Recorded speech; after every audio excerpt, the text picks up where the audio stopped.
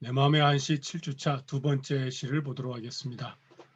연번으로는 24번째 시가 되고요. 우리 교재로는 19페이지에 이 시가 나옵니다. 기련 인사 대격으로 나오는데요. 그러니까 제1, 2구가 사람의 일로서 대격을 이루고 있다는 얘기죠. 우리가 흔히 고사 그러잖아요. 고사, 옛일을 고사를 가지고 말을 넉자로 만든 것을 고사성어, 또 넉자든 두자든 이 고사성어라고 그러죠.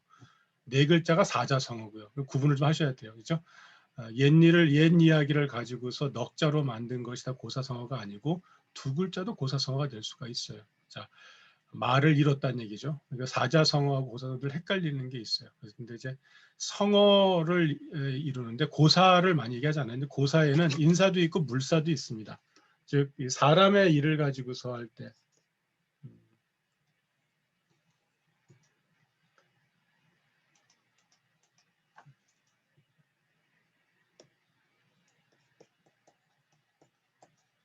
사람의 일을 가지고서 얘기할 때가 있고 혹은 뭐 물사도 있을 수가 있죠. 여기서는 인사가 나온다는 거니까는 이 기련 인사 대격에 해당하는 작품들은 사람에 관한 정보를 정확히 우리가 이해하는 것이 중요합니다. 옛날 얘기 좀 많이 할 것 같아요. 그죠? 자, 이번 시는 여대림이라고 하는 분의 시인데 여대림은 성리학자죠. 1046년에서 1092년 11세기 중반쯤에 살았던 분이고 자는 여숙입니다.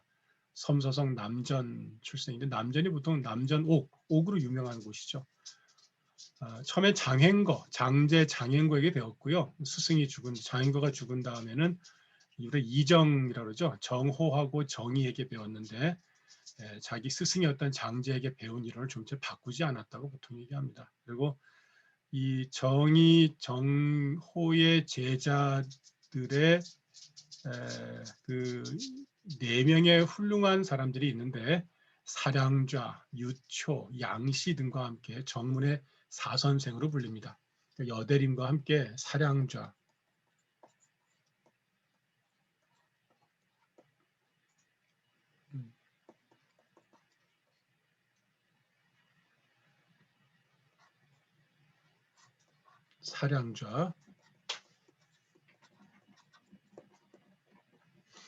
그다음에 유초,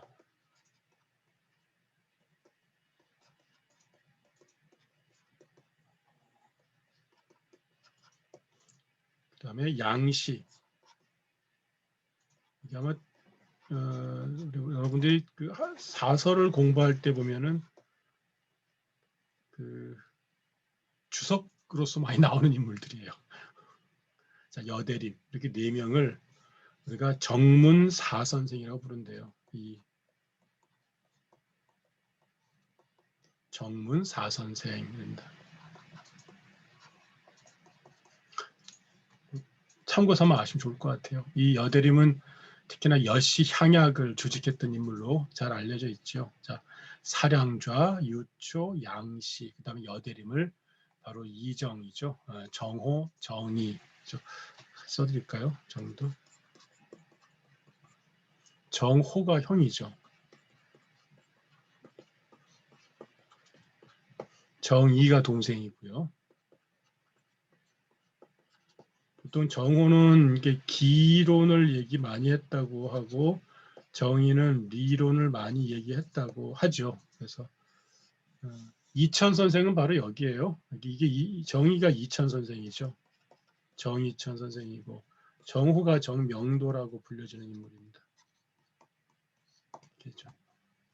갑자기 또 무슨 성리학 얘기가 나오겠죠. 그러니까 이 지금 송시의 경우에 지난번에 우리가 장행거의 시도 본 적이 있고 또 소홍의 시도 본 적이 있죠.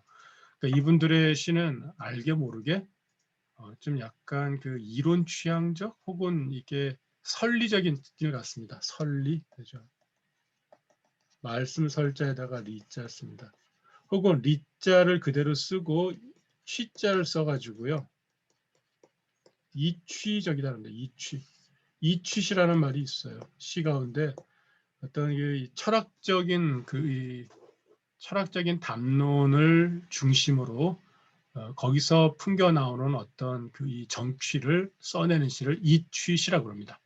이취시 이런 스타일의 시를 많이 구사를 해요. 확실히 보니까 이 북송 유학자나 또 남송 유학자들의 경우에 이런 어떤 취향이 좀 있는 것 같긴 합니다. 그래서 기존에 그냥 당시를 보면서 당나라 시를 보면서 어떤 이 정감 위주로 쓴 시들하고는 조금 차이가 있습니다. 송나라 시도 다 이런 건 아니고요. 대단히 정감적인 시들이 많이 있거든요. 근데 어쨌든 이 북송 유학자들이 쓴 시는 약간 결을 달리하는 부분들이 있습니다.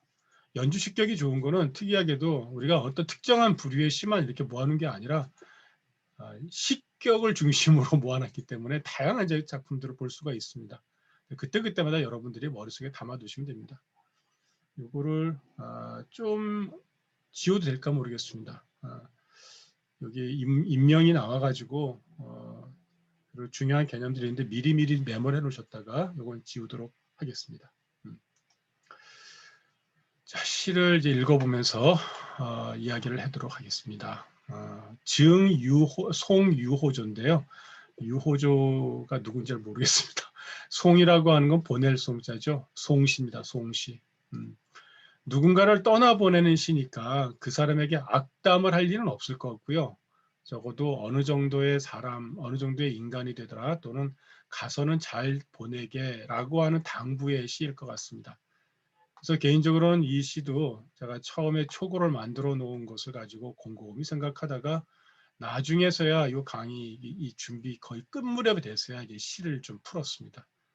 저로서 약간 좀 어려웠었습니다. 특히 이제 129의 이 글을 7자를 어떻게 논리적으로 엮을 것인가가 조금 어려웠는데요. 이 풀어놓은 걸 보면 쉬운데 사실은 이 원문만 가지고 승부를 걸면 무슨 잘 모르겠었습니다. 자, 읽어보겠습니다.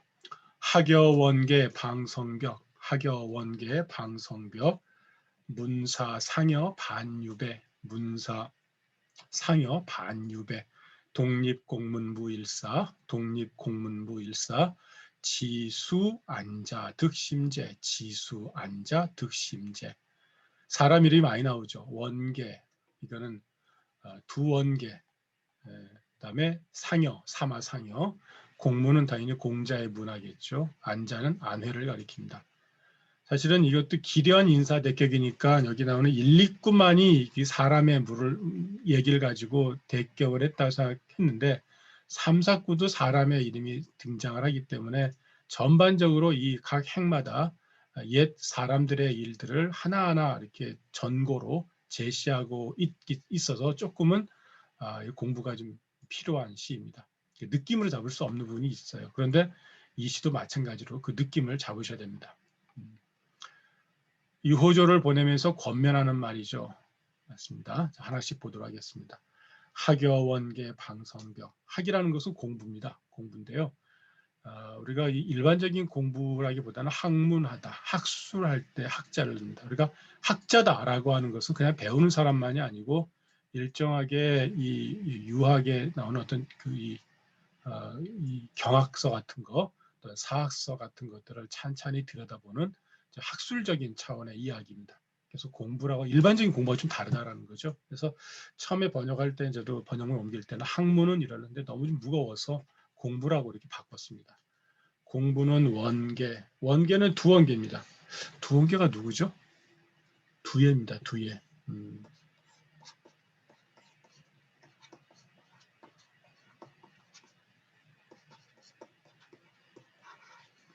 두예는 춘추 좌전에 줄을 달았던 인물입니다. 좌전, 춘추 좌전에 줄을 달았던 인물로 두예의 주는 지금도 춘추를 이해하는 데 가장 핵심적인 주석으로 꼽힙니다.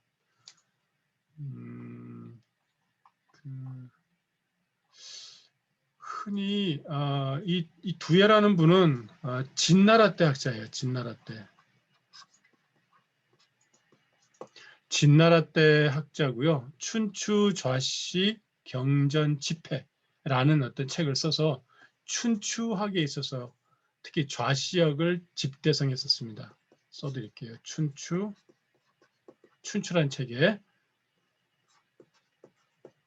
좌씨 경전,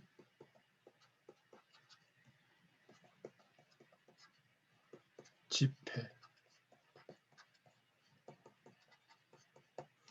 춘추의 좌씨의 경과 전에 대해서 해석을 모았다 이런 뜻이거든요. 어쨌든 춘추에 대해서 주석을 다른 사람은 세 사람이 있죠. 좌씨가 있고 공량씨가 있고 공양씨가 있어요. 공량이 이렇게 있고 공양이 있고 그다음에 좌씨가 있어요. 이 중에 이 좌씨의 절을 춘추학의 정통적 위치로 올려놓는 데는 바로 뒤에 이 집회해내는 해석을 모아서 정리해내는 그런 성과에 힘입은 바가 큽니다. 그래서 두예입니다. 두예라는 사람은 그 예전에 두무고라고 불렸대요. 두무고. 무고가 뭐죠? 무기창고란 얘기죠. 박학해가지고 뭐 이 사람의 뭘 물어보면은 무불통제 막 나오는 거죠. 그래서 두무고라고 불렸답니다. 이 얘기에 대해서는 그 우리 교재에 19편에 나와요. 혹시 이제 참조하시라고 제가 어디쯤 나오냐면요. 19페이지 왼쪽에서 둘째 줄에 증주에 보시면은 두예는 박학해서 조야에서 그를 부르기를 두무고라고 불렀다라고 합니다. 무자는 두자에다가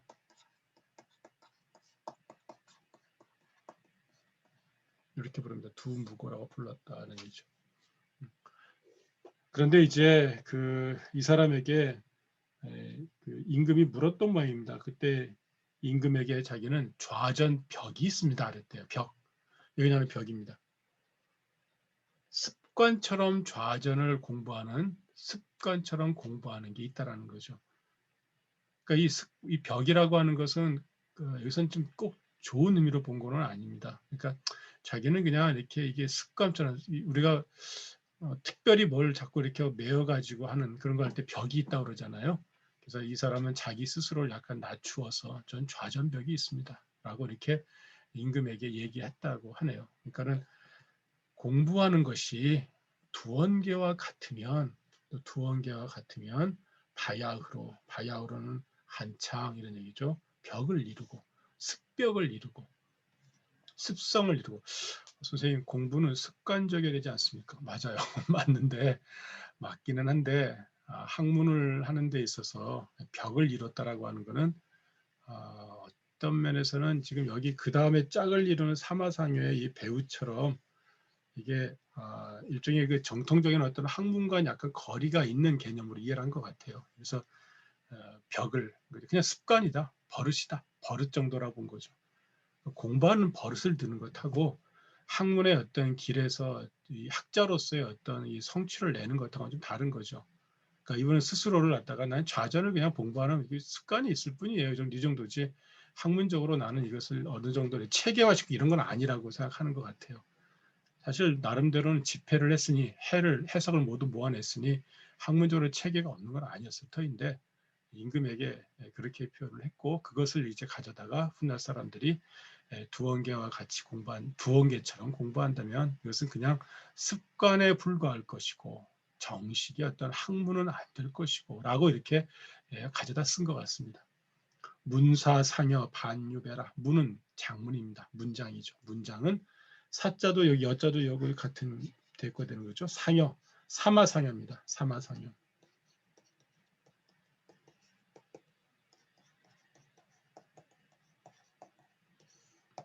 사마상여와 같으면 반 도리어 유배 유는 비슷할 유자죠. 배는 배우와 같네 그랬습니다. 배는 장난친다는 뜻을 가지고 희극 배우라고 하잖아요. 우리가 희자는 이게 희롱하다, 장난치다라는 뜻입니다. 그러니까 사실은 진실하게 하기보다는 약간 꾸며서 있는 것처럼 표현해내는 것을 두고 하는 말입니다. 지금의 배우하는 거하고는 약간 다른 거예요. 그러니까 액트리스 배우, 그러니까 연극하고 이런 것하고는 조금 다르게 약간 이 문학 작품이 가지고 있는 약간 유의성에 관한 이야기입니다. 진지한 부분이 떨어진다고 보는 거죠. 사마상현은 당대 최고의 어쨌든 인기 있는 작가였던 모양입니다. 이 사람이 어떤 작품을 내면 다들 봤던 거고요. 근데 사마상의 부가 아주 유명하잖아요. 부 같은 경우는. 그래서 여기 우리 교재도 나오는데요. 사마상효의 부는 너무 미려하다 그랬습니다. 미려하다. 이렇게 씁니다. 미자는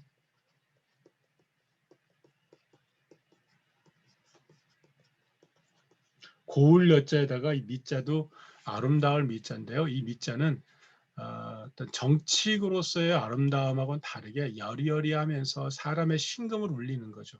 사람의 심금을 울리는 게 나쁜 게 아닌데도 불구하고 옛사람들이 볼 때는 남의 감정, 다른 사람의 감정에 지나치게 호소한다고 본 것 같습니다.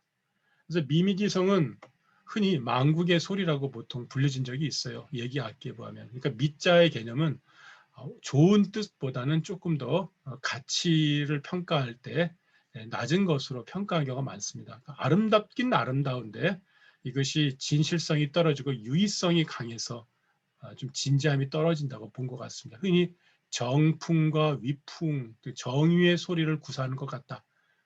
정의의 소리는 흔히 이제 공자가 내쳤던 이른바 시경의 음악 가운데서 시경의 노래 가운데서 약간 그 음란하다. 사실 음란한 것도 약간 이 공자 입장에서 그런 거죠. 그러니까 남녀의 사랑의 노래가 많다라고 하는 그런 점에서 내쳐졌던 거였죠. 그러니까 좀 전하지 않다라는 거예요. 전하지 않다.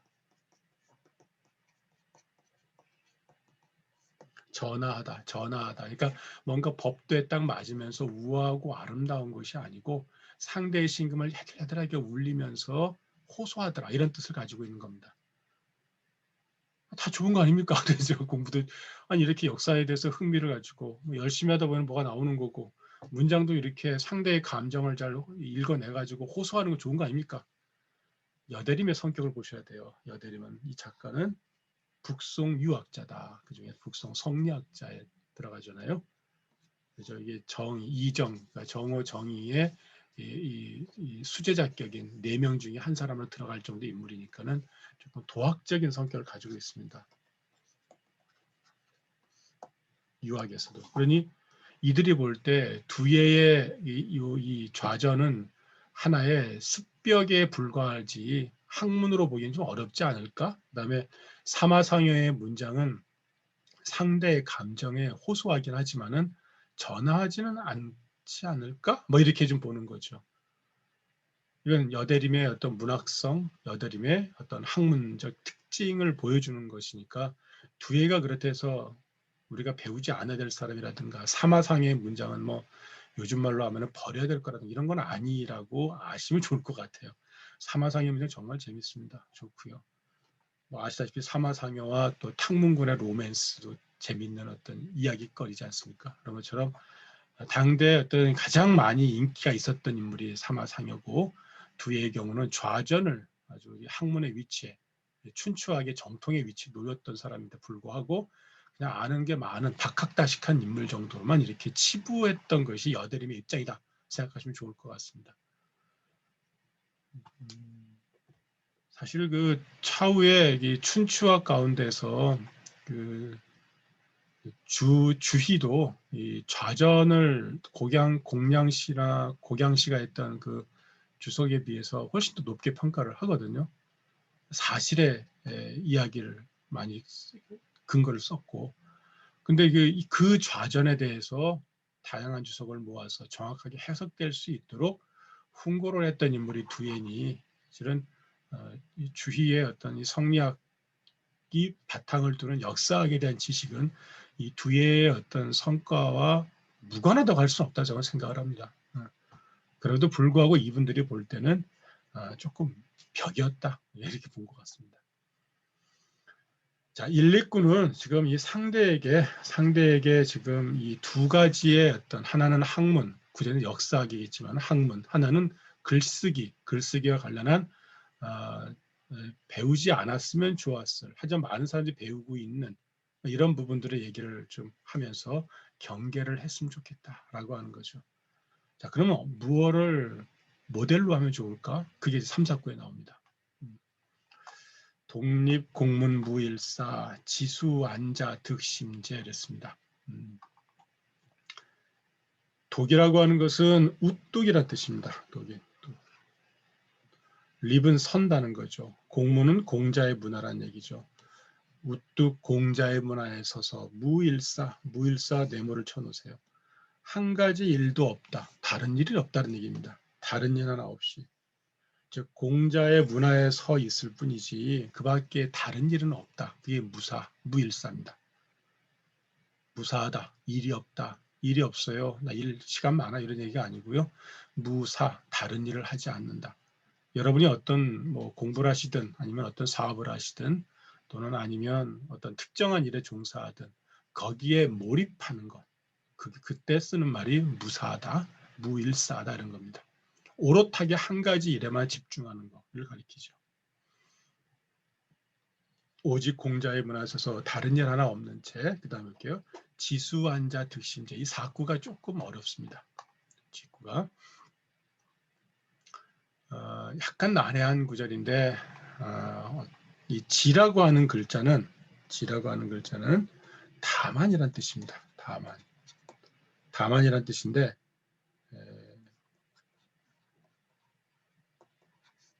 지금 우리 이 연주식격의 증주에는 요 적자를 놨어요. 이 적이라고 하는 것은 다만도 있지만 때마침 적자예요. 때마침.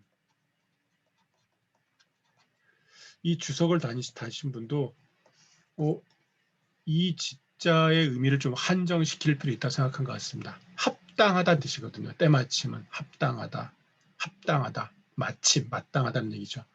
적이라는 의미는 다른 말로 하면 마땅할 당자하고도 같아요. 마땅히 이런 얘기입니다. 수라고 하는 글자는 보낼 숫자예요. 보내다는 뜻인데요. 이 글자는 잘 이해하셔야 됩니다. 이렇게 이해하시면 좋을 것 같아요. 숫자가 나오고 수 A 하면은 A에게 지다, A보다 못하다 라는 뜻을 갖습니다. 이 수라는 뜻에 지다라는 뜻이 있어요. 지다, 감당하지 못하다는 뜻이 있습니다. 이건 이겁니다. 지금 현대 백화에서도 수는 일타 또는 누구보다 못하다 이런 뜻을 갖는데요. 그 원의가 바로 여기 살아있더라고요. 우리가 수출할 때 숫자를 쓰잖아요. 뭐 물건을 보낼 때 그때 쓰는 거거든요. 버리다 이럴 때 쓰는데 이 숫자는 앞에 있는 게 있고 뒤에 있고 그러면은 A는 B만 못하다. A 하기보다는 차라리 B 하는 게 낫다. 아니면 A가 없다면 차라리 B 하는 게 낫다. 뭐뭐 해야 좋으리라. 이렇게 해석을 합니다. 뭐뭐 하는 것만 못할 거야 이런 뜻이거든요. 약간 돌려서 뭐뭐 하는 것이 나을 거야 라고 해석하시면 된다는 얘기입니다. 잘 기억하셔야 돼요. 잘 기억하셔야 됩니다. 요거 요 분역이 요 부분이 좀 어렵습니다. 숫자 해석이 어렵습니다. 다음에 나오는 내용이 더 낫다. 거기에 맡기다. 이 숫자에는 맡기다는 뜻도 있어요. 맡기다. 그러니까 요 분들은 안자득심제에다가 차라리 맡겨라 이런 얘기죠.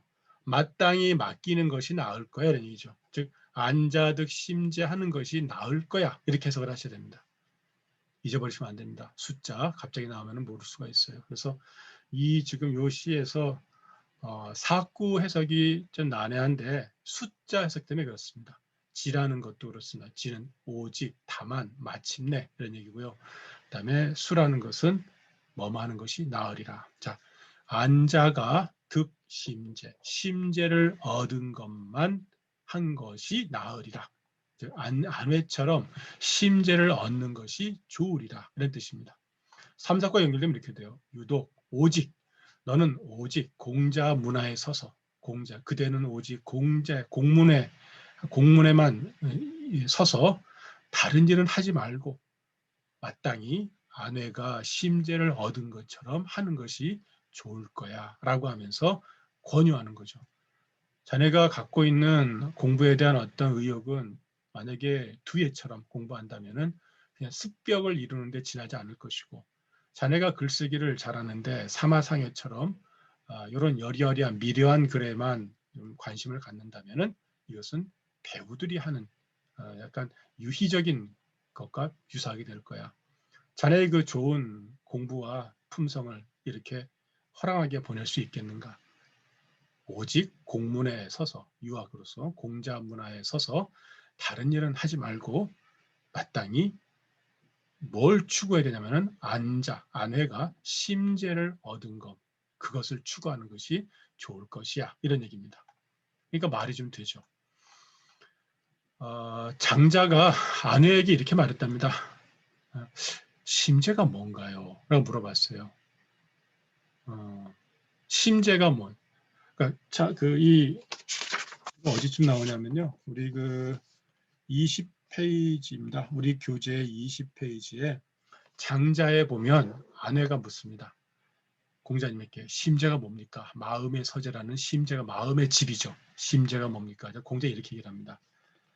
만일 뜻을 오롯하게 가지면 귀로 듣지 않고 마음으로 듣게 되고 또 마음으로 이제 듣지 않게 되면 나중에 귀로 들을 수 있다. 들리는 거는 청각은 귀에 머물지만 마음은 바로 심장에 머물 수 있다. 그리고 귀는 상대를 허한 내가 텅 빈 채로 대할 수 있다. 텅 빈 마음으로 대한다면은 사실은 상대에 대한 선입견이 없이 대할 수 있다는 거죠. 그게 빈 마음으로 대하는 거죠. 돌을 그 빈 곳에 모을 것인데 그 비어 있는 곳이 바로 심재이다. 그 심재를 얻는 것이 바로 우리가 공부하는 궁극적인 목표이다. 그런 얘기죠. 이 이야기는 이 여대림의 이야기와 또 장자에 나왔던 아내와 공자의 이야기는 모두 성리군서에 나옵니다. 성리군서 주에도 이런 얘기를 합니다. 그러니까 이 시가 인용이 되면서 하교원계 방성벽이라는 것은 그가 공부를 좋아하는 것이 아주 깊다라는 걸 말하는 거고 문사상여 반유배라는 것은 이 사람의 글솜씨 곱다라는 걸 보여준다. 그런데 이것이 혹여 배우는 사람이 문장을 하는데 이 배움에 누가 돼서 오히려 안자의 심재 무사한 것만 못한 것이 아닌가라고 얘기를 합니다. 다 나쁜 건 아니라는 얘기예요. 그런데 오히려 이것이 배우는 사람이 글을 짓거나 또 공부하는 데 있어서 오히려 매이게 되는 거죠.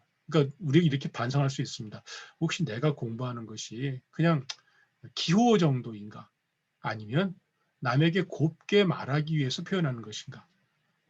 아니면 더 깊게 내 공부와 내 글쓰기를 통해서 내 마음에 도를 모으려고 하는 것인가? 아내의 경우에는 심재무사했다는 거죠. 마음에 이 도를 하나둘씩 차곡차곡 모아놓는 심재를 얻었고 그 외에는 어떤 일도 하지 않았다는 심재무사라고 그랬습니다. 아까 제가 무사 붙였잖아요. 요거예요. 여기 나는 심재하고 무일사에 무사를 붙이는 말이죠. 심재.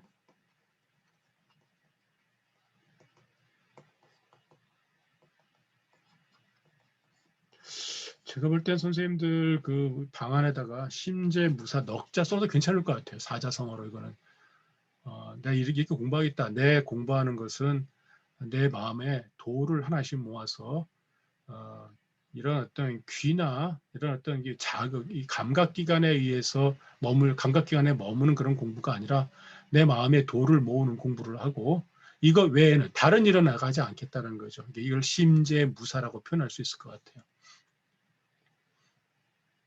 지금 유호조에게는 여대림이 이렇게 당부를 하면서 보내는데 어찌 보면은 이 여대림이 갖고 있는 이 생각이죠. 그러니까는 이 학문적인 어떤 이 궁극 지점이 뭔가 이거를 이제 보여준다고 볼 수 있습니다. 우리 교중에는 이정유서에도 이런 게 나온 것 같습니다. 이 글을 짓는 것이 도를 해칩니까? 라고 질문을 던졌을 때 해친다. 글을 짓는 것은 뜻을 오롯하게 하지 않으면 공교로워지지 않는다. 그런데 뜻을 오롯하게 여기다면 또 뜻이 여기에 매이게 된다. 어찌 저 하늘과 땅과 더불어서 그 커다란 이 스케일을 같이 할 수 있겠는가. 그래서 나온 게 완물상지다 그랬다는 거죠. 완물상지. 좀 지울게요. 네, 볼게요. 완물상지란 말이 있잖아요.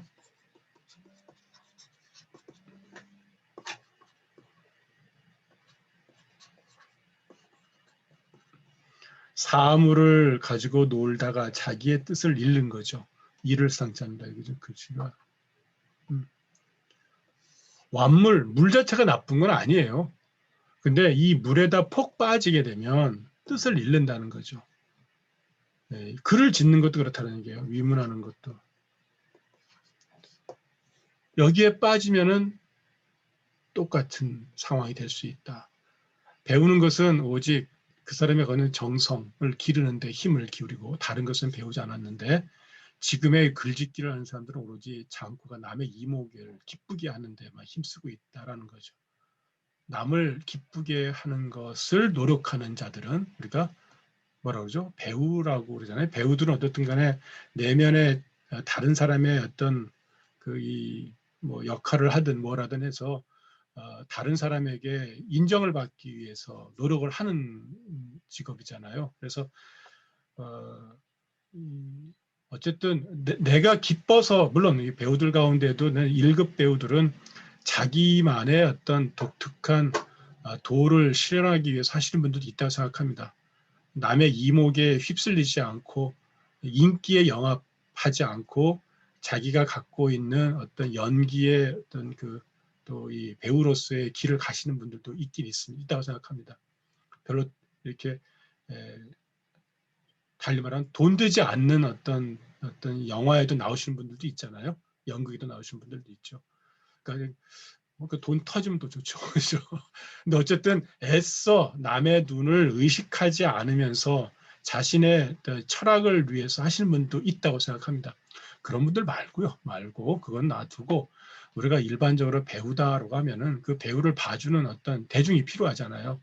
그래서 이런 말을 해요. 우리가 그냥 이 교수들도 어떤 일을 할 때 대중의 어떤 그 인기에 영합해서 하시는 분들은 결국에는 그들이 대중이 싫어하는 일을 안 하게 되거든요. 그러다 보면 결국에는 자기가 공부하려고 했던 내용들이 그걸 소홀할 수밖에 없어요. 그러고 오히려 사람들이 좋아하는 걸 할 수밖에 없거든요. 말하는 것도 마찬가지예요. 남들이 좋아하는 말만 할 수밖에 없는 거예요. 그래서 우리 선생님들 가운데서 저는 별로 그 일 좋아하지 않습니다만은 어떤 글을 쓰면 논문을 써야지 뭐 어디 뭐 잡지에 글을 쓰노 이런 분들도 계셨어요. 저는 그건 약간 좀 어폐가 있다 생각합니다만은 어쨌든 그 남의 이목을 의식하고 또 남의 대중들의 인기에 영합하는 데 조금 더 정성을 기울이다 보면 내 자신이 갖고 있는 도를 실현하는 데로부터 좀 거리를 둘 수밖에 없지 않겠어요? 그 부분에 관한 지적입니다. 이건 유학자들도 마찬가지인 거예요. 유학자들도 어느 순간에 자기의 말을 들어줄 사람이 군왕이라면 군왕의 이 기호라든가 어떤 군왕이 좋아하는 부분에 맞춰가면서 자신의 도를 실현하겠다는 분들도 계실 수 있잖아요. 그런 경우는 보면은 실제 유학의 도하고는 거리가 먼 곳으로 가는 경우가 많이 있죠. 솔직히 자기 말을 안 들어. 그래서 어떤 경우는 그걸 이제 곡학아세라는 거죠. 자기가 배웠던 것을 구부려 가지고 세상에 아부하는 거죠.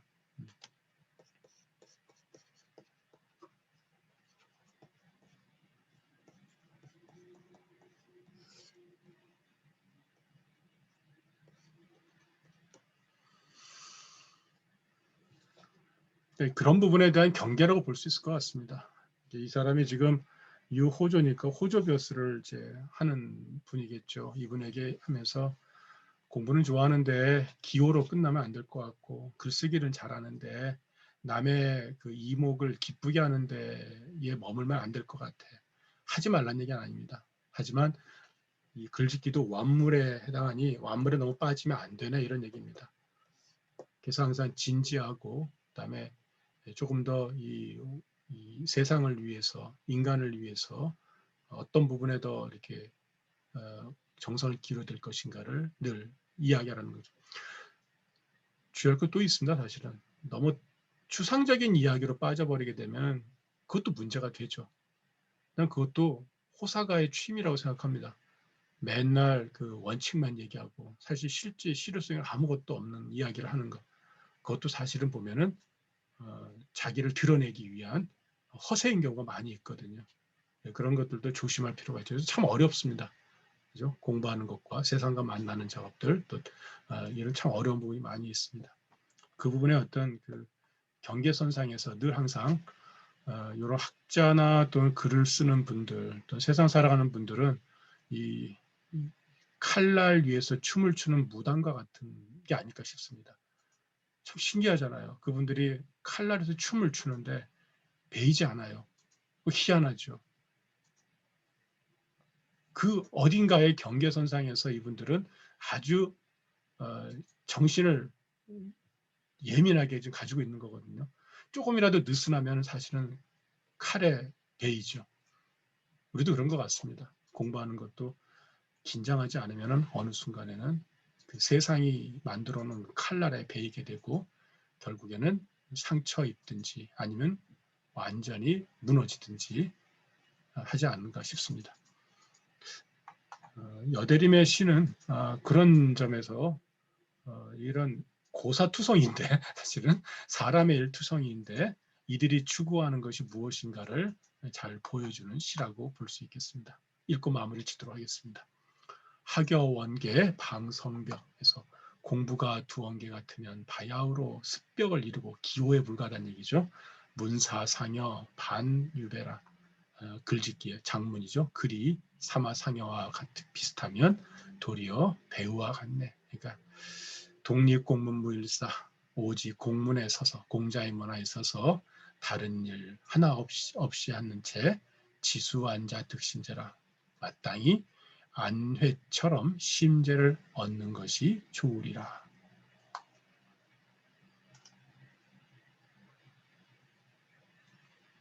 네, 수고하셨습니다.